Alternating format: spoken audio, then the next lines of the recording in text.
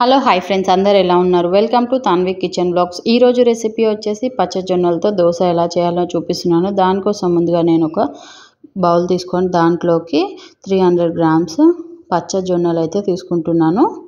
So దాన్ని అయితే add చేసుకొని దాంట్లోకి నేను ఒక చిన్న కప్తో మినపప్పు అయితే యాడ్ చేస్తున్నాను. అలానే అదే కప్తో నేను ఒక కప్ రైస్ అయితే యాడ్ చేస్తున్నాను, బియ్యము. సో దాంట్లోకి ఒక 4 to 5 స్పూన్స్ మెంతులు అయితే యాడ్ చేస్తున్నాను. పిల్లలు మెంతులు ఇస్తే తినరు కదా. సో ఇలా దోశల్లో ప్రతిరోజు ఏ దోశ చేసినా మీరు మెంతులు అనేది కంపల్సరీ యాడ్ చేయండి. సో చాలా మంచిది మెంతులు అనేది. సో వీటిని అయితే ఒక 4-5 టైమ్స్ కడుక్కోవాలి. సో కడుక్కున్న తర్వాత సో మంచిగా వాష్ చేసుకొని దాన్ని అయితే వాటర్ అయితే వేసుకొని సో 6 hours అనేది మనం వీటిని సో నాననివ్వాలి.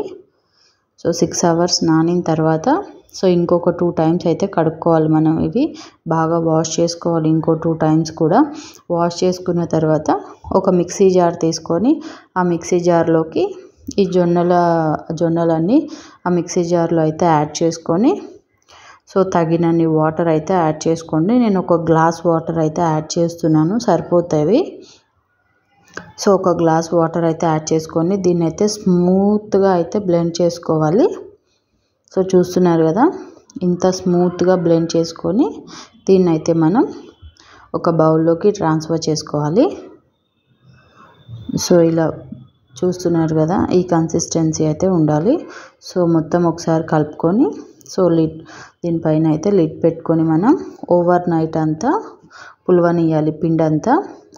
సో సమ్మర్ కాబట్టి పిండి కంపల్సరీ పులుస్తుంది. సో వింటర్లో అయితే కొంచెం కష్టం పిండి పులవటం అనేది. సో అప్పుడు మీరు ఒక కప్ రైస్ లేకపోతే ఒక కప్ అటుకులు అయితే యాడ్ చేసుకుంటే పిండి అనేది మంచిగా ఫర్మెంటేషన్ అవుతుంది మనకి.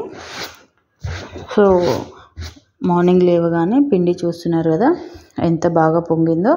సో దాంట్లోకి ఒక 2 స్పూన్స్ సాల్ట్ అయితే యాడ్ చేసుకుంటున్నాను.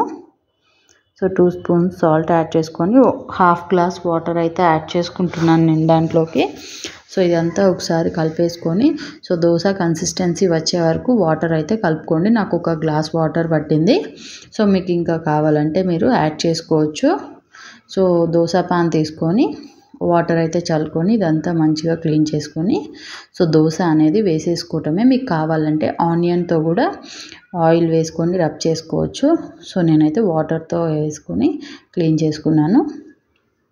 సో దోశ అనేది పల్చగా వస్తుంది మనకి, చాలా బాగుంటాయి. ఈ మధ్య వెయిట్ లాస్ కానీ షుగర్ పేషెంట్స్ కానీ అందరూ ఈ మధ్య మిల్లెట్స్ తినటం అయితే ప్రిఫర్ చేస్తున్నారు. సో మనం ఇలా దోశ అయితే వేసేసుకొని సో గీ వేసుకుంటే చాలా బాగుంటుంది దోశలో.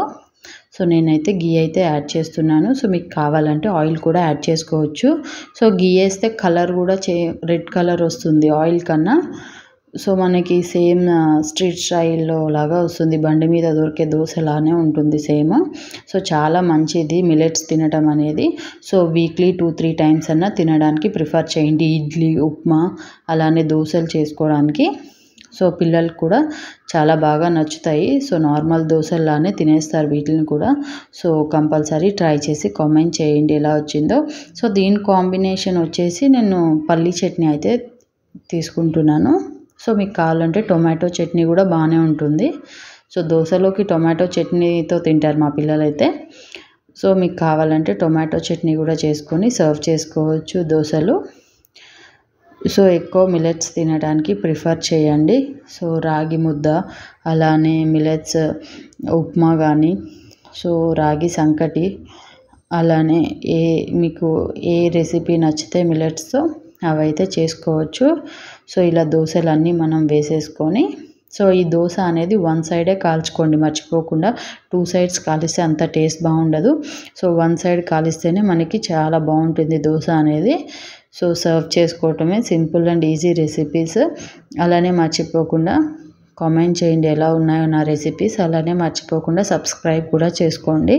సో మీకే రెసిపీస్ కావాలో కూడా కామెంట్ చేయండి. Thank you for watching.